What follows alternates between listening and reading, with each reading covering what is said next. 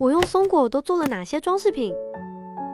先给松果涂层红色丙烯颜料，找几根干枯树枝粘在画框里，松果往枝上一贴，冬日寒梅挂画直接成型，氛围感拉满。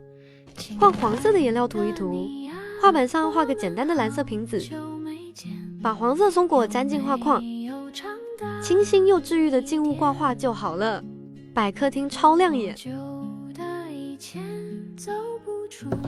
蓝色的颜料安排上，要么放进亚克力盒子，插在花泥里做摆件。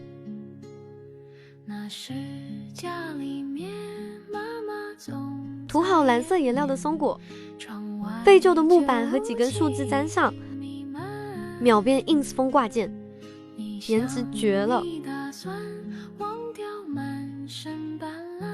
来啦来啦，雪松钟塔，涂上淡紫色，粘进画框，瞬间化身氛围感满满的紫色玫瑰花海挂画，谁看了不喜欢呀？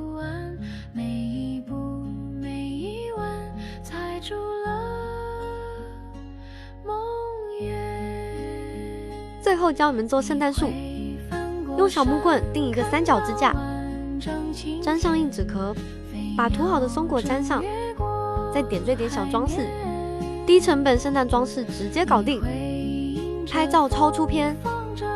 你们捡过松果吗？还能做什么？评论区聊一聊。